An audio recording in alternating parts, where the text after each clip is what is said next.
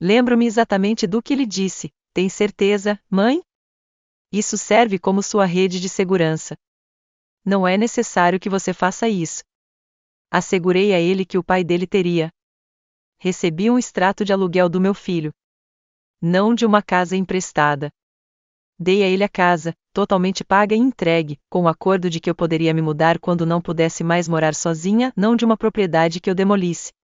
Ele considerou justo depois de colocar uma fatura por baixo da minha porta 5 anos depois. Dei a ele um aviso de despejo 3 semanas depois. Para garantir que você não perca outra história como esta, clique no botão de inscrição e curta este vídeo antes de começarmos. Conte-nos também de onde você está assistindo.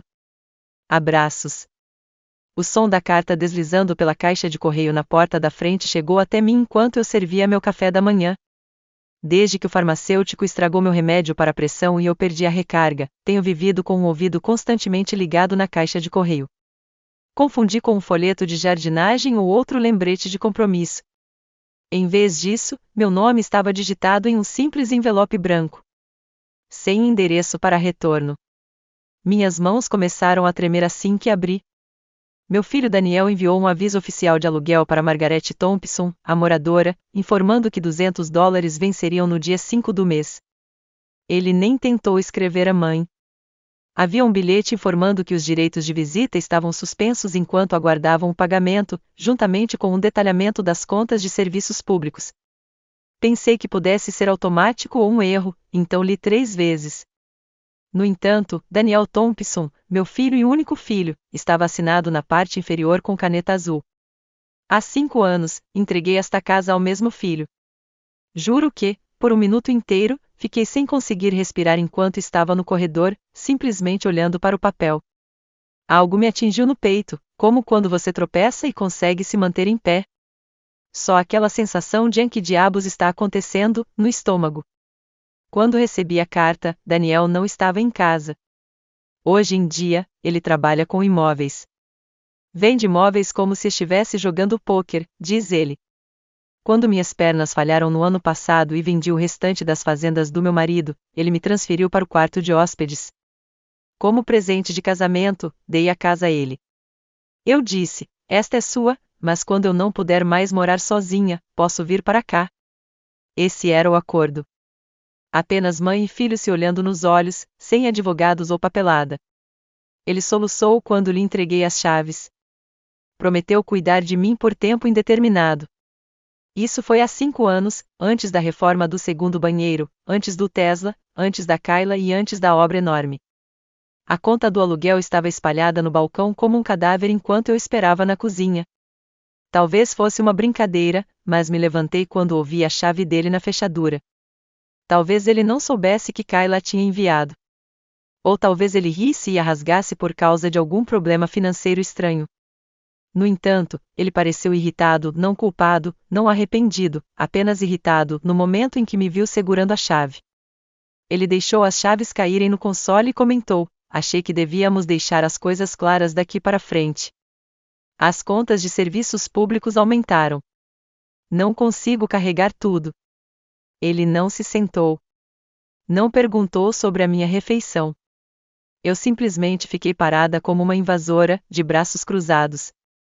Quando lhe dei a casa, mencionei que me mudaria para lá quando não pudesse mais morar sozinha. Perguntei se ele ainda se lembrava disso. Ele deu de ombros. Mãe, foi há 5 anos. As coisas mudam. Você disse que sua estadia seria breve. Como se eu não estivesse ali, ele passou por mim e abriu a geladeira. Eu compro as mesmas coisas que você consome. Você se conecta à internet. Não posso arcar com as despesas de um adulto inteiro, além de tudo. Perguntei se Kayla era responsável. Não transforme isso em drama, respondeu ele, pegando uma LaCroix depois de continuar a vasculhar a geladeira sem responder. É só o aluguel. O aluguel é pago por todos. Perguntei se seria aceitável dormir no meu carro. Ele riu baixinho. Pare de ser emotiva. Me contive para não chorar na presença dele. Ele subiu as escadas e eu esperei. Depois disso, voltei para o meu quarto, arrumei uma pequena mochila e saí. Simplesmente fui embora sem me despedir ou bater a porta. Na tentativa de entender como a criança que criei se transformou em um homem que me via como uma dívida a ser paga, dirigi até o estacionamento de uma loja Walgreens e fiquei lá até o pôr do sol, olhando a conta do aluguel.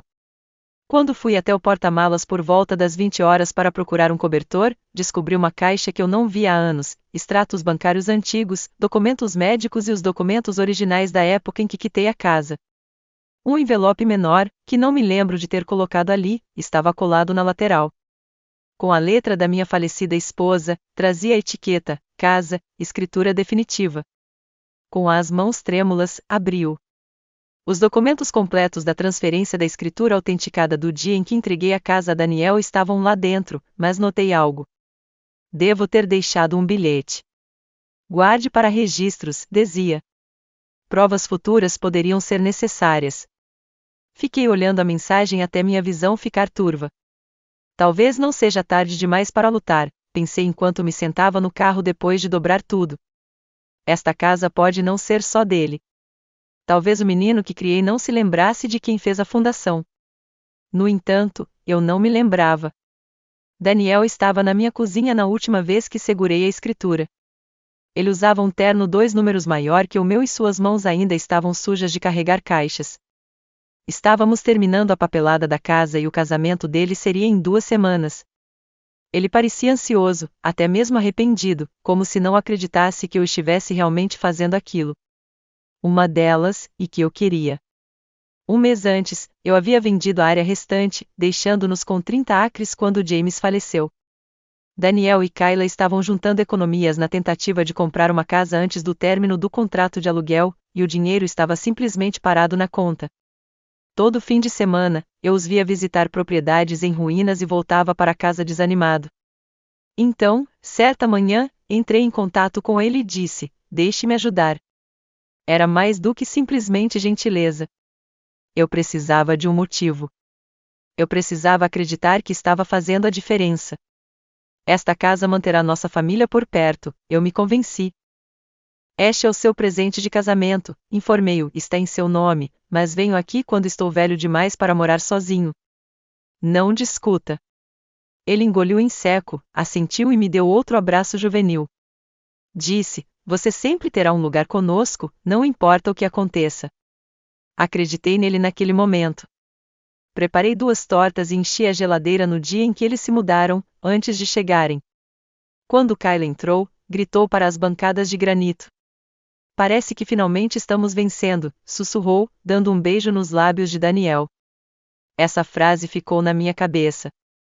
Finalmente estamos vencendo. Como se fosse um jogo. Como se a vida fosse um placar. Eu gostava dela naquela época. Ela era inteligente, perspicaz e habilidosa em fazer Daniel rir quando ele se perdia em seus próprios pensamentos. E ela também não vinha de muita coisa. Seu pai era um operário da construção civil de fora do estado, e sua mãe morreu quando ela tinha 12 anos. Ela dava a impressão de ser dura. Eu apreciava isso. Mesmo assim, notei alguns pequenos detalhes. Enquanto se referia à sala de estar como meu espaço na frente das amigas, Kayla sutilmente sugeriu que redecorassem o quarto de hóspedes para que parecesse mais com o deles. Eu ignorei. Os jovens desejam personalizar as coisas. Eu entendi. Não insisti. Não contei a eles que a casa era minha. Mantive o presente em segredo da maioria dos meus amigos. Não queria parecer que estava tentando comprar amor. Tudo que eu queria era passar um tempo com meu filho e fazer parte da sua nova vida. Foi bom no primeiro ano. Compartilhávamos noites de jogos, brunches de domingo e jantares. Eles me pediram para cuidar do cachorro enquanto estavam fora e me convidaram para comemorar meu aniversário. Eu guardava uma maleta na casa deles para o caso de algo acontecer, mas ainda tinha meu próprio apartamento. Kayla me trazia compressas quentes sempre que minha artrite piorava. Eu ainda recebia 2 ligações por semana do Daniel. No entanto, quando Kayla foi contratada por aquela empresa de design, as coisas mudaram.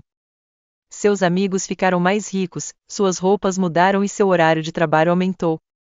De repente, o lugar não parecia novo o suficiente. Ela começou a trabalhar na reforma. Daniel fez o mesmo, novas dívidas, novo paisagismo, novos acessórios. Ele começou a discutir a possibilidade de usar a casa como garantia para investimentos. Eu nunca tinha ficado ansioso antes. Perguntei se ele se lembrava do nosso acordo. Claro, não se preocupe, disse ele. A casa também é sua. No entanto, senti que uma fratura estava se formando. 2 anos depois, quando escorreguei na escada da frente do meu apartamento e acabei na emergência, Daniel me pegou, me levou de volta para a casa deles e disse: "Você vai ficar conosco por um tempo até se recuperar." Foi aí que a mudança se tornou permanente. Meu contrato de aluguel terminou. Me mudei para o quarto de hóspedes deles. No começo, estava quente. Kayla ajudou a decorar. Daniel me comprou um colchão melhor. Mas então, a distância sutil se instalou. Kayla começou a trancar a despensa. Daniel esqueceu de renovar meus remédios. Eles pararam de me convidar para jantar com os amigos deles. Kayla começou a me chamar de Margarete em vez de mãe. E eu, Deus me ajude, fiquei em silêncio. Disse a mim mesma que era apenas estresse, apenas temporário, apenas algo que eu tinha que suportar porque é o que os pais fazem. Até aquela carta chegar, até Daniel me olhar nos olhos e me chamar de fardo financeiro. Naquela noite, depois de encontrar a escritura e aquele velho bilhete no porta-malas, sentei-me no estacionamento da Valgrange e relembrei o momento exato em que entreguei a casa. Eu ainda conseguia ver as mãos de Daniel tremendo enquanto ele assinava. Eu ainda conseguia sentir a esperança que eu tinha. E agora, tudo o que eu conseguia sentir era essa raiva silenciosa e ardente, não pelo dinheiro, nem mesmo pelo desrespeito, pela traição de uma promessa feita, do tipo que deveria ter importado mais do que um contrato. Liguei o motor. Tinha mais um lugar para verificar, meu depósito. Havia coisas lá que eu não tocava desde a morte de James. Talvez algo ali pudesse ajudar. Eu não sabia o que, mas sabia que ainda não tinha terminado. Ainda não. Nem de longe. Naquela noite, dirigi direto para o depósito, abastecido com café e adrenalina, o tipo de energia que vem da humilhação e da raiva misturadas. O ar estava carregado de poeira no momento em que puxei a porta de enrolar, mas eu sabia exatamente qual lixeira pegar: tampa azul, cantos com fita adesiva, aquela marcada como a médicos da casa.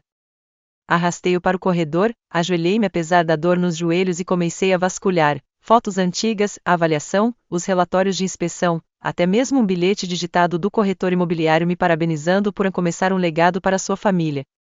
Doeu.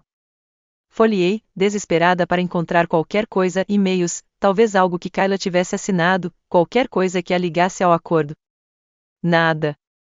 Minhas mãos tremiam quando fechei a lixeira, e meu corpo doía em lugares que eu esquecia que podiam doer. Fiquei ali sentado por um longo tempo, apenas respirando o cheiro de papelão e o ar seco, até que um pensamento me atingiu como um soco no estômago. Kayla nunca tinha assinado nada porque nunca precisou. Daniel cuidou de todos os documentos, mas Kayla estava no quarto. Ela estava lá quando eu entreguei a casa a ele. E se houvesse alguma verdade no que eu estava começando a acreditar, que aquela carta de aluguel não era uma decisão espontânea, mas parte de um plano, então ela teria deixado impressões digitais em algum lugar. Na manhã seguinte, fingi que nada aconteceu. Voltei para casa enquanto Daniel estava no trabalho. Kayla estava sozinha em casa, descalça, de calça de yoga, andando por aí com o celular em uma mão e uma prancheta na outra. Ela não me ouviu entrar a princípio. Estava na cozinha tirando fotos, reposicionando um vaso, murmurando coisas como luz natural e a mistura moderna de fazenda. Observei por um segundo e perguntei: "O que você está fazendo?" Ela deu um pequeno pulo, depois se virou e sorriu como se tivesse sido flagrada fazendo algo adorável. "Ah, oi, Margarete. Só preparando umas fotos para o Airbnb." "Nada de loucura." Perguntei: "Você está alugando a casa?" Ela respondeu: "Só um quarto." Não é grande coisa. Mas não era só um quarto. Olhei para a sala de estar, atrás dela, e vi etiquetas de preços em almofadas, folhetos de um site de aluguel de temporada e uma lista de manutenção, reparos, calafetagem nova, limpeza de carpetes, inspeção da chaminé. Aquilo não era um aluguel de quarto. Era uma venda de imóvel. Não pedi permissão.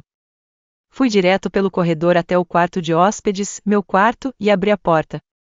Metade dos móveis tinha sumido, meus livros, meu cobertor, até mesmo o quadro de James e eu do dia do nosso casamento.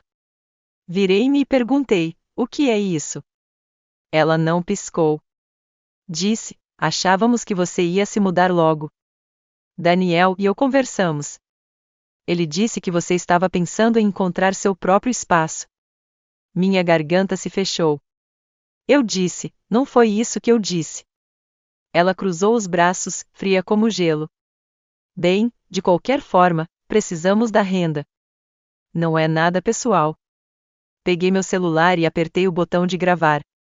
Ela percebeu e seu tom mudou, mas não o suficiente. Ela disse: olha, não é como se você estivesse sendo expulsa. Estamos apenas formalizando as coisas. Se você pagar aluguel, pode ficar, mas, caso contrário, sim, precisamos liberar o quarto. Perguntei a ela: foi ideia sua? Ela não respondeu, apenas ergueu uma sobrancelha, como se estivesse esperando que eu superasse. Continuei gravando, mantendo a voz calma. Eu disse: Daniel me prometeu que eu viveria aqui pelo resto da minha vida. Esse era o acordo. Ela revirou os olhos. Não houve contrato, Margarete. Foi um presente. Presentes não vêm com condições. Foi nesse momento que percebi que ela não era uma espectadora inocente. Ela estava orquestrando tudo, talvez não sozinha, mas o suficiente para transformar Daniel em alguém que me via como um custo. Ela então sorriu, falsa e tensa, e disse: nós apenas imaginamos que você não resistiria, que seria razoável. Encerrei a gravação ali mesmo e saí sem dizer mais nada. Dirigi até o estacionamento da biblioteca, conectei-me ao Wi-Fi gratuito e enviei o arquivo por e-mail para mim mesmo e depois para o advogado. Nem ouvi. Eu simplesmente sabia que aquela era a prova de que precisava. E pela primeira vez desde que tudo isso começou, não me senti impotente. Senti que algo estava mudando, como se eu não fosse ser apagado silenciosamente. Na manhã seguinte, sentei-me no escritório do advogado com a bolsa agarrada com as duas mãos, como se fosse a única coisa sólida que me segurava. O nome dele era Michael Crane, 40 e poucos anos, gravata frouxa, café pela metade na mesa. Ele veio recomendado por Marcia, uma amiga da minha igreja, que disse que ajudou a filha dela a sair de um contrato de aluguel horrível com um ex-namorado. Eu não sabia o que esperar, mas tinha um e-mail com a gravação gravado no meu celular, a cópia da escritura na minha bolsa e todos os pedaços de papel que consegui encontrar sobre a casa impressos e guardados em uma pasta de papel pardo. Não falei nada até que ele o fizesse. Ele folheou meus documentos primeiro, em silêncio e ilegível, depois se recostou e perguntou: você está me dizendo que deu a casa ao seu filho de presente, mas sob uma condição informal de que poderia morar lá pelo resto da vida? Assenti. Ele bateu a caneta 2 vezes na pasta e disse: e agora ele está tentando te despejar cobrando aluguel, certo? Eu disse que sim. Contei tudo, sobre a carta, sobre a frieza com que Daniel falou comigo, sobre o Airbnb, sobre a foto do casamento desaparecida. Senti minha voz embargada, mas me contive. Então, mostrei a gravação para ele. Ele não reagiu muito, apenas se inclinou e ouviu, com o rosto impassível. Quando terminou, perguntou: você informou a ela que estava gravando? Balancei a cabeça negativamente, mas disse a ele que era na minha casa, e ele assentiu. Disse que provavelmente não haveria problema no nosso estado, mas vamos verificar novamente. Ele recostou-se, pensativo. Não é um caso fácil de acertar, Margarete. Mas isso, definitivamente, é uma vantagem. Se pudermos demonstrar que a doação foi condicional, mesmo que apenas moralmente, e que houve um entendimento de longa data sobre coabitação, há uma chance de podermos argumentar confiança construtiva ou até mesmo influência indevida, especialmente se demonstrarmos que você estava vulnerável quando a transferência aconteceu. Eu não conhecia metade das palavras jurídicas que ele usava, mas entendia o suficiente. Havia uma chance. Perguntei quanto custaria. Ele me olhou nos olhos e disse: vou ser sincero. Não é barato, mas se você ganhar, poderá recuperar parte da propriedade ou pelo menos garantir uma cláusula de residência permanente. Se perder, provavelmente estará fora para sempre. Perguntei o que ele realmente achava, não a versão profissional, mas a honesta. Ele fez uma pausa e disse: acho que o comportamento do seu filho vai desagradar a um júri, mas precisamos de mais. no momento, é a sua palavra e um vago trecho de áudio. Se pudéssemos encontrar algo de quando a casa foi doada, qualquer coisa escrita que faça referência à sua estadia vitalícia, teríamos uma chance real. Saí do consultório dele com a mesma sensação que senti ao sair do hospital no dia da morte de James, entorpecida, mas concentrada, como se meu corpo soubesse o que fazer, mesmo que meu cérebro não tivesse me acompanhado. Dirigi para casa devagar, cada quarteirão se fundindo ao seguinte, até que estacionei em frente à casa e a observei da rua. Nem parecia mais um lar. As persianas estavam pintadas de preto. As rosas que James plantou tinham sumido. O Range Rover de Kayla estava estacionado na entrada da garagem. Não entrei. Fiquei ali sentada, agarrada ao volante, lembrando-me da sala de estar, 5 anos atrás, do momento em que entreguei a escritura a Daniel. Lembrei-me da voz de James na minha cabeça, de uma gravação que costumávamos tocar para Daniel quando ele era pequeno. Uma promessa é mais forte que papel. Eu não conseguia parar de pensar no galpão, não na parte que eles reformaram, mas no antigo atrás da garagem que Daniel nunca usava. James guardava tudo lá, ferramentas, caixas de impostos, arquivos antigos da época em que administrava a cooperativa. Certa vez, ele me disse que deixou algo importante lá, para o caso de algo lhe acontecer. Sempre pensei que ele estivesse falando de um testamento, mas talvez fosse mais do que isso. Dei a volta com o carro e dirigi até o beco. Havia um buraco na cerca onde a madeira havia apodrecido. Estacionei atrás dele, passei por ele com esforço e fui até o galpão. A fechadura estava enferrujada, mas abriu com um pouco de força. Lá dentro, cheirava a óleo de motor e poeira. Liguei a lanterna do meu celular e examinei as prateleiras. Então, escondida atrás de um velho galão de gasolina, vi uma caixa de metal preta com alça. Meu coração disparou. Puxei-a para baixo, coloquei-a no chão e abri. Lá dentro, havia documentos antigos da propriedade, algumas cartas escritas à mão e uma pasta com o rótulo Meg, só por precaução. Meus dedos gelaram. Abri. Havia uma carta de James, datada do ano anterior à sua morte, e um rascunho de um contrato descrevendo nosso plano de dar a casa a Daniel sob uma condição: residência compartilhada vitalícia para mim, irrevogável, a menos que eu a desocupe voluntariamente. Não estava assinada, mas existia. E a letra de James era inconfundível. Sentei-me no chão do galpão com a carta no colo, as lágrimas turvando minha visão, e sussurrei em voz alta: obrigada, James. Obrigada por pensar no futuro. Então me levantei, limpei o rosto e voltei para o carro com a caixa agarrada ao peito como se fosse minha tábua de salvação. Porque, de certa forma, era.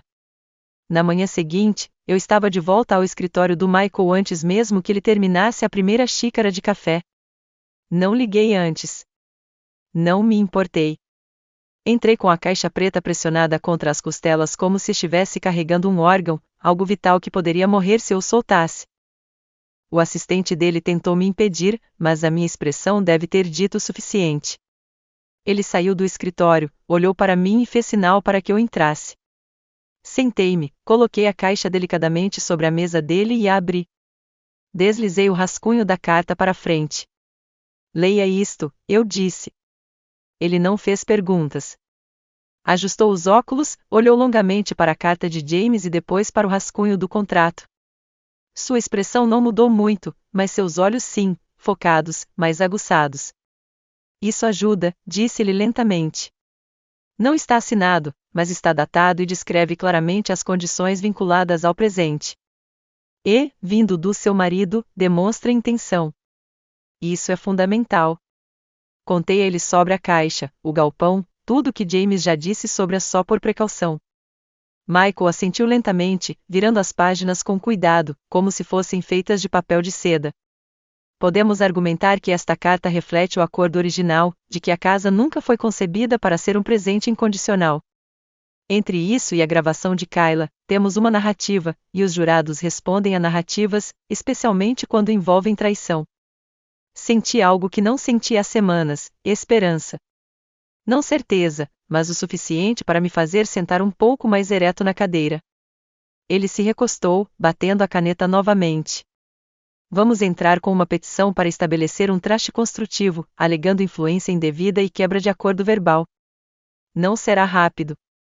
Daniel vai reagir. Ele tentará desacreditar você, mas podemos enquadrar isso como um caso de abuso de idosos, manipulação financeira e emocional. Aquela palavra ficou presa no meu peito, abuso. Nunca tinha pensado nisso dessa forma, mas era. Não com socos ou gritos, mas com distância, controle e silêncio. Saí do escritório sentindo que a névoa havia se dissipado um pouco. Pela primeira vez desde que a carta do aluguel chegou, não senti que estava me afogando. Senti como se tivesse uma bússola. Fui direto ao supermercado e comprei um frango assado, não porque estivesse com fome, mas porque queria fazer algo comum, algo que me lembrasse de que eu ainda era uma pessoa, não apenas um problema a ser resolvido. De volta ao meu apartamento temporário, sentei-me à mesa e reli a carta de James 3 vezes. Ele escreveu com seu jeito direto de sempre, sem rodeios, apenas fatos. Mas eu conseguia sentir seu amor em cada linha. Se alguma coisa me acontecer, Meg fica. Esta casa foi comprada com dinheiro de fazendas. Ela ganhou cada tábua e cada prego. Pensei em como ele se orgulhava daquela terra, em como trabalhava duro a cada primavera para mantê-la viva, em como morreu pensando que estava dando a Daniel uma fundação, não uma arma. Liguei para Marcia naquela noite e contei tudo a ela. Ela ouviu sem interromper uma vez, e então disse: "Você não é louca, Meg. Você é corajosa." Eu não me sentia corajosa. Estava cansada, mas sabia que não podia parar agora. Michael ligou no dia seguinte e disse que tinha preenchido a papelada.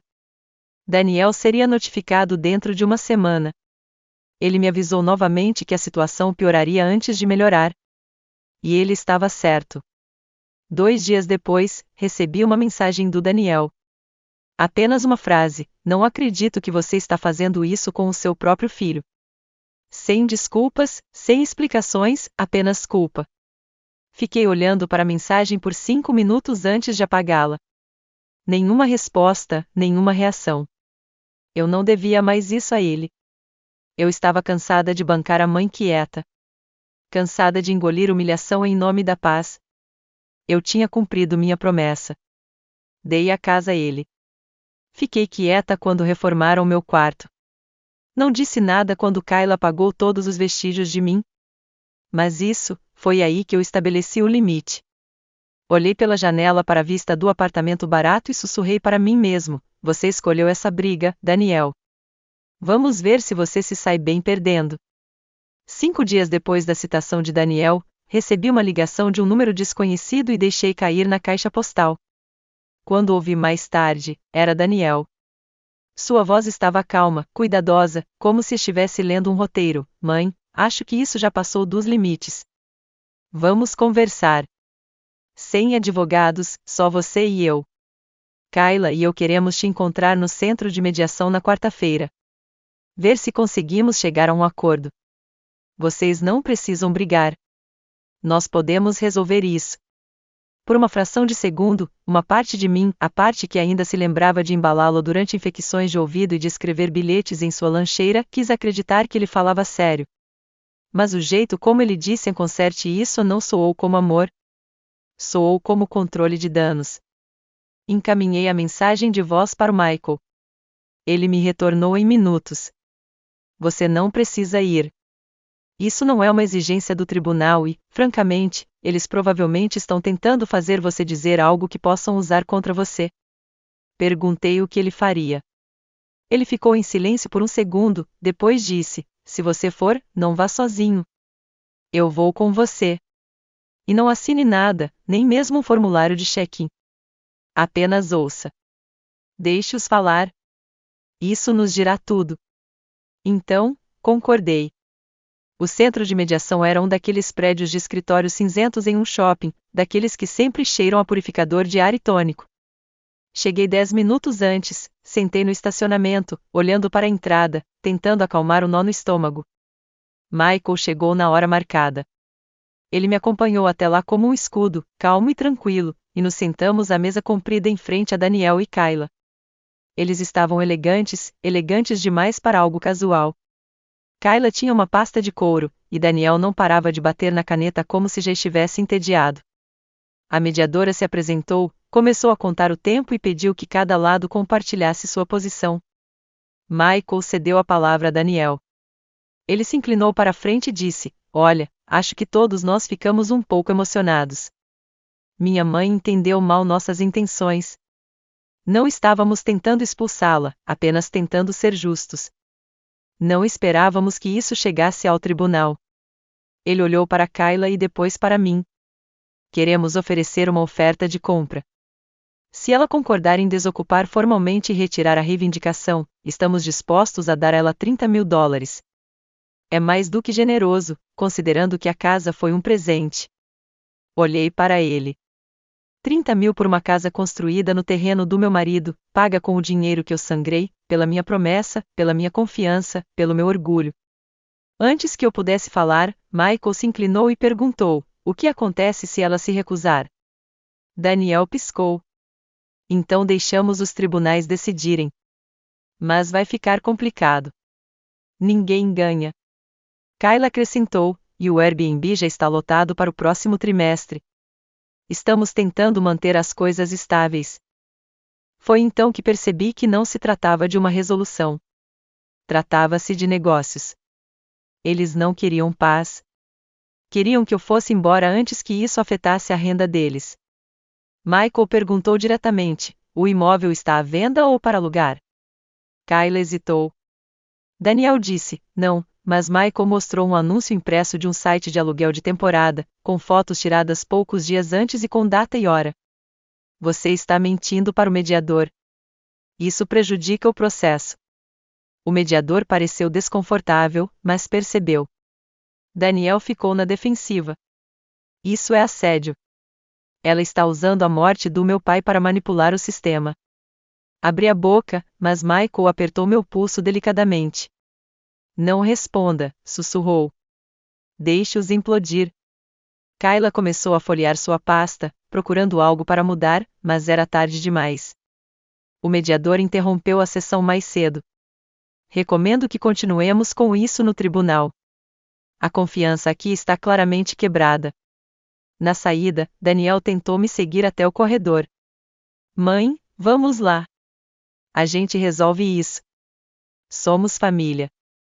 Virei-me para ele e disse o mais baixinho que pude, sem tremer: não, Daniel, você não é família. Você é alguém que usou essa palavra para conseguir imóveis de graça. Então, saí para o sol, de cabeça erguida, com o coração batendo forte, finalmente, sentindo que a tempestade estava virando a meu favor. Após a mediação fracassada, tudo começou a andar mais rápido. As datas dos julgamentos estavam sendo marcadas, o advogado de Daniel entrou com uma moção de arquivamento e Michael me disse para esperar ataques pessoais. Eles vão desenterrar qualquer coisa, alertou. Finanças, registros médicos, até mesmo histórico familiar. Eu disse a ele que não tinha nada a esconder, mas, no fundo, sabia que havia pedaços do passado que eu guardava escondidos. Não por vergonha, mas porque achava que não importavam mais. Isso mudou quando chegou uma carta do tribunal solicitando documentos de verificação de identidade e qualquer coisa relacionada ao nascimento e à adoção de Daniel. A palavra me atingiu como um trem de carga: adoção. Fiquei sentada no sofá por um minuto inteiro, segurando o papel, sem conseguir respirar. Fazia décadas que eu não pensava no lado legal da coisa. Daniel nunca soube. James e eu nunca contamos a ele. Ele tinha apenas 2 anos quando me casei com James, e sua mãe biológica, a ex de James, abriu mão da guarda sem lutar. Ela assinou os papéis e desapareceu. E eu me tornei a mãe legal de Daniel antes mesmo que ele soubesse o que a palavra significava. Ele me chamava de a mãe desde que aprendeu a falar. Eu nunca quis que ele se sentisse diferente ou abandonado. Ele era meu em todos os sentidos. Ele era meu. Mas agora esse detalhe voltava como um fantasma que eu pensava ter sido enterrado há muito tempo. Liguei para Michael. Sua voz estava calma, mas eu podia ouvir a mudança. Isso poderia funcionar nos 2 sentidos. Eles poderiam tentar argumentar que você não tinha motivos legais para fazer reivindicações de longo prazo sobre a casa, já que não é parente. Mas, se enquadrarmos corretamente, isso demonstra algo melhor. Você o criou sem obrigação. Você o amou o suficiente para lhe dar um lar, um nome e um legado que não eram biologicamente seus. Perguntei, O tribunal vai se importar com isso? Ele respondeu: júris se importam com o amor, Meg. Só precisamos mostrar a eles o quanto isso custou a você. Naquela noite, peguei um velho álbum de fotos que eu não tocava há anos.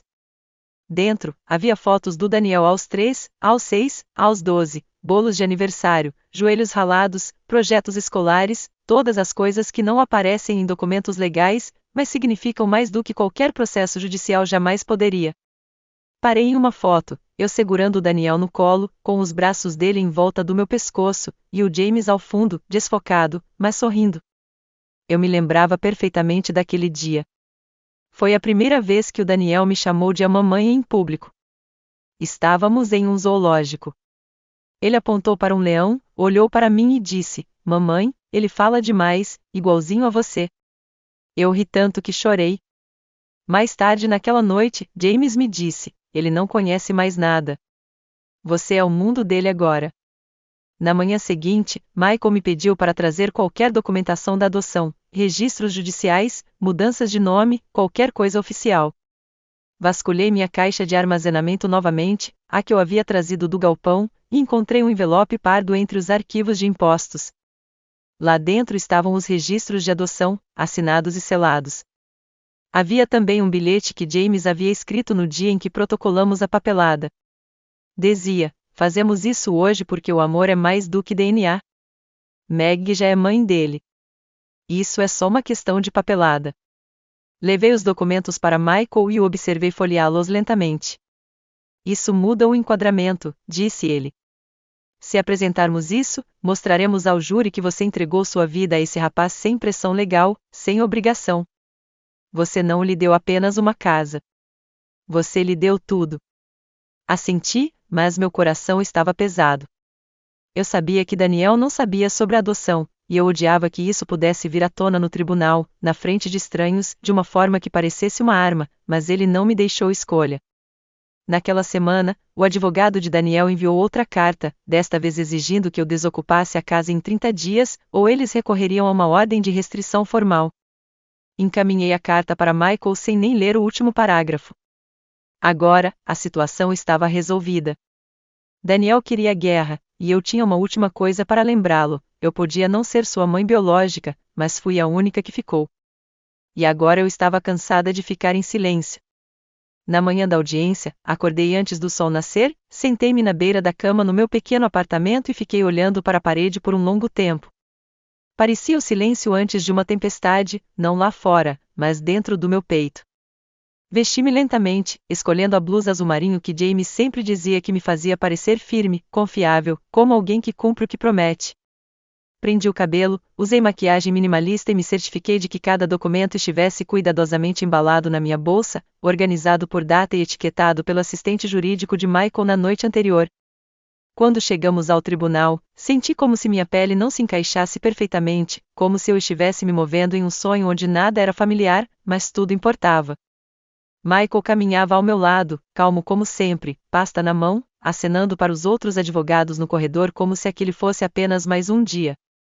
Para mim, parecia o ápice de cada momento em que duvidei de mim mesma, de cada vez que me dizia para ficar quieta, para manter a paz, para ser uma pessoa melhor.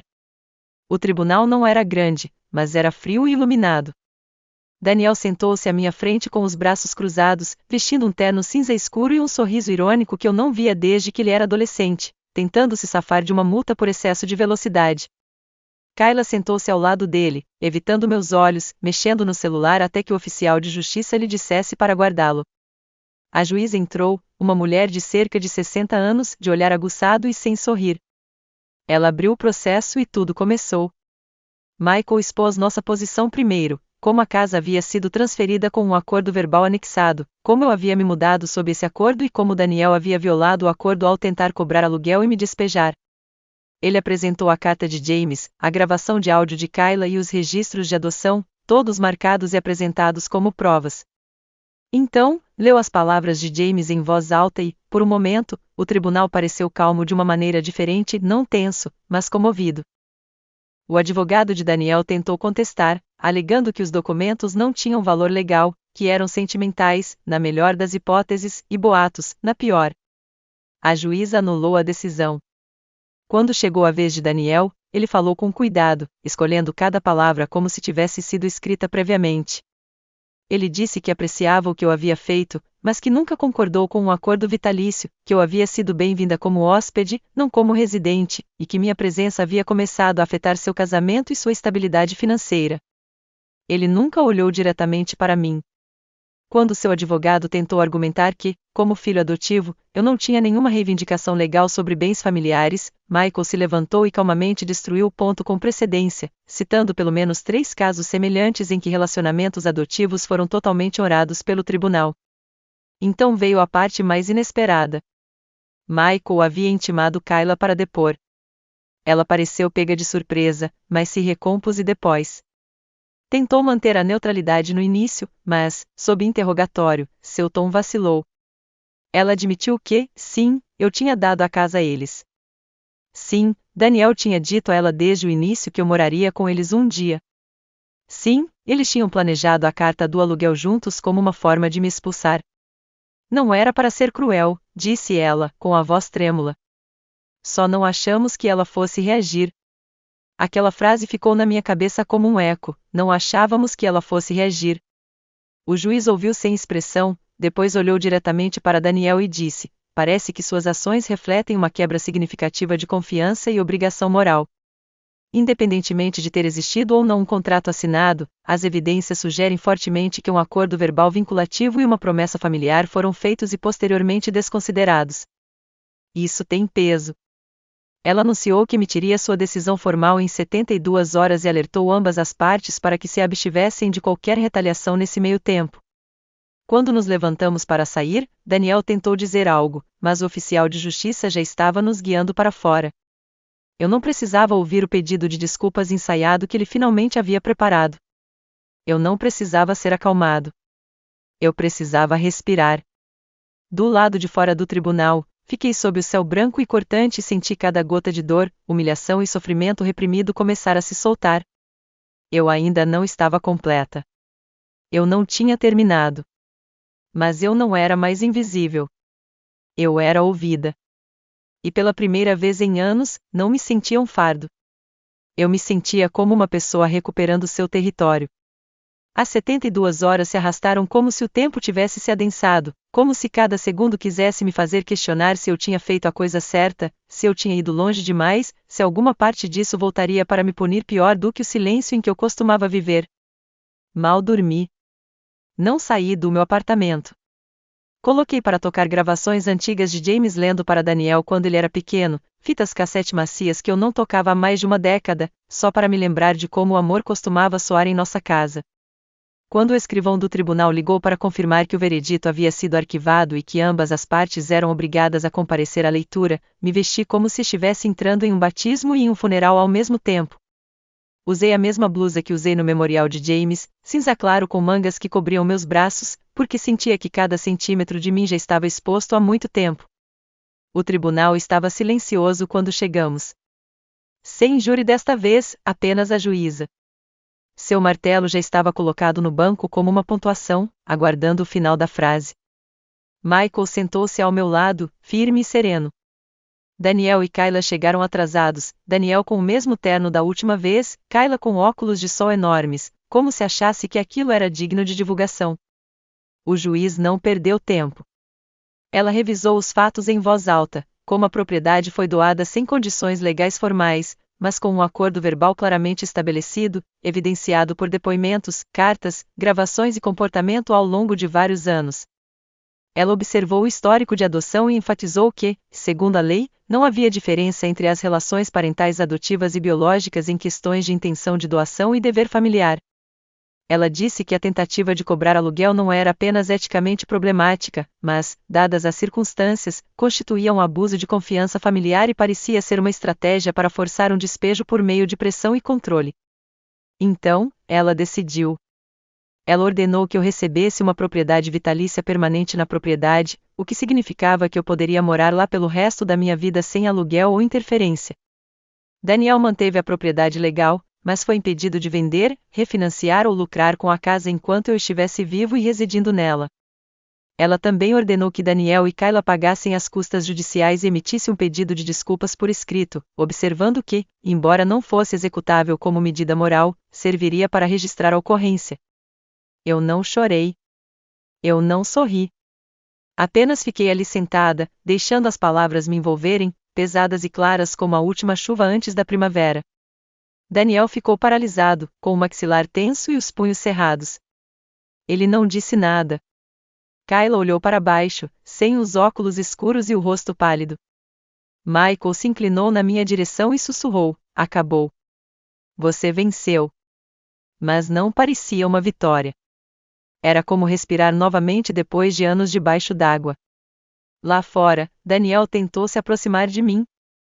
Ele disse meu nome uma vez, não a mãe, apenas a Margarete.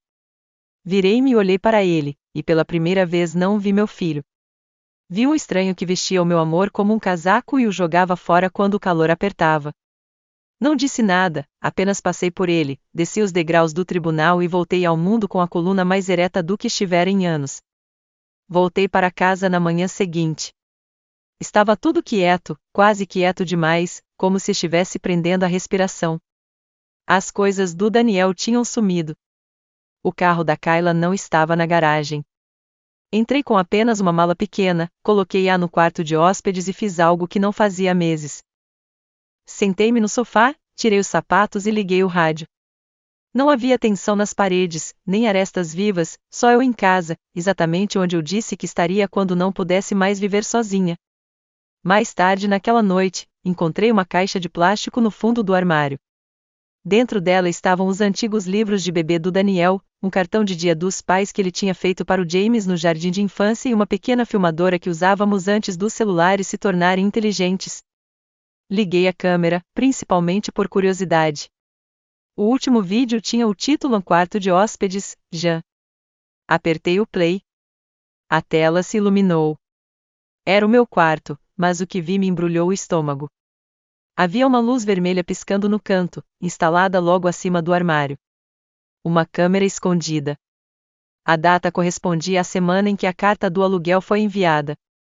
Meu coração batia forte. Rebobinei a fita e avancei rapidamente pelas imagens, com as mãos tremendo, até me ver dobrando roupa, tomando remédios, lendo na cama tudo gravado. Desliguei a filmadora, recostei-me e fiquei olhando para a parede pelo que pareceram horas. Eu não era apenas indesejada. Eu estava sendo observada, cada passo, cada suspiro, cada momento de tristeza particular documentado pelas pessoas a quem eu dei tudo. E naquele momento, eu soube, apesar de tudo que eu tinha acabado de ganhar, que o verdadeiro dano era mais profundo do que a propriedade. Era confiança, e isso levaria muito mais tempo para ser reconstruído. No começo, não contei a ninguém sobre a câmera. Não sabia o que dizer. Parte de mim queria ir direto à polícia e prestar queixa. Mas depois de tudo, depois do tribunal, das cartas, do silêncio, eu sabia que o dano não era mais uma questão de legalidade. Era sobre o que acontece quando a confiança apodrece silenciosamente nas paredes de um lar que você construiu com amor. Eu mesma removi a câmera. Ela estava conectada a uma fonte de alimentação portátil e a um hub de Wi-Fi, provavelmente algo que Kayla descobriu online, e que estava funcionando há semanas. Coloquei tudo numa caixa, etiquetei e guardei numa gaveta segura do escritório, para o caso de precisar mais tarde. Depois, como não estava apagando o meu passado, guardei a filmadora, a caixa de memórias da infância e tudo mais que costumava me fazer chorar no sótão. Não joguei fora nem joguei no lixo, apenas coloquei lá. Estava deixando para trás.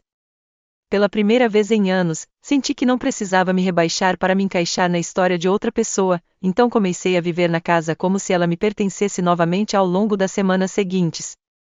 Trouxe tons quentes, plantas de verdade e cobertores feitos à mão, reorganizei os móveis da sala de estar e doei a decoração moderna e despojada da Kayla.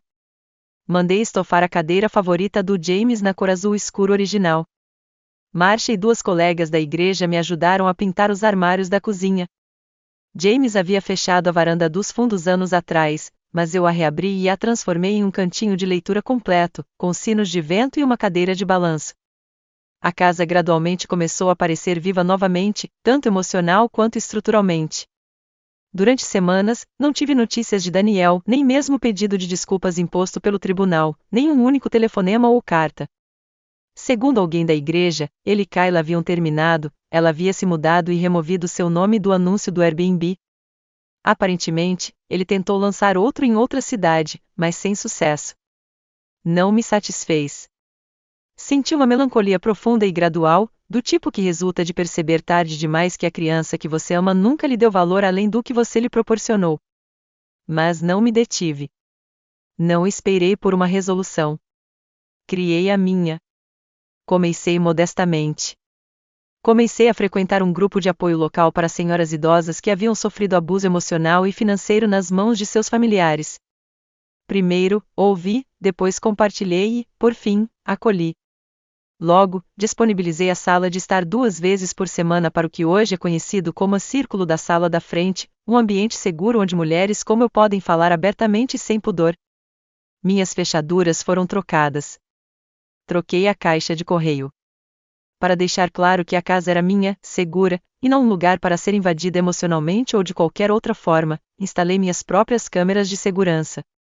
O sol da manhã batia no balcão com perfeição quando eu estava na cozinha, fazendo café. E eu não sentia que estava sobrevivendo pela primeira vez desde a morte de James. Eu tinha a sensação de estar vivendo, completamente, honestamente de acordo com meus próprios termos. Percebi que não havia perdido um filho naquele momento silencioso. Perdi um estranho que antes tinha o rosto do meu filho estampado. Uma jornalista local que soubera do processo judicial por meio de registros públicos entrou em contato com eles algumas semanas depois. Para uma matéria sobre exploração habitacional, direitos dos idosos e o custo emocional tácito do direito intergeracional, ela me convidou para uma entrevista. Eu concordei. Ela sentou-se comigo na sala de estar, fez-me perguntas educadas, e eu lhe dei a única frase que realmente importava quando ela perguntou como eu queria ser citado. Eu criei um homem, eu disse. Um estranho foi despejado por mim. Há uma distinção. Foi uma história razoavelmente viral. Outras mulheres entraram em contato. Recebi e-mails, mensagens e até contribuições. De repente, a casa não serviu mais como o cenário da minha traição. Porque me lembrei de quem eu era antes do silêncio, antes do acordo, antes de permitir que outra pessoa determinasse meu valor, ela se tornou o local onde me reconstruí, não porque venci no tribunal. Daniel não ganhou esta casa de presente. A intenção sempre foi deixar um legado. E, finalmente, comecei a viver minha vida como se merecesse mantê-la.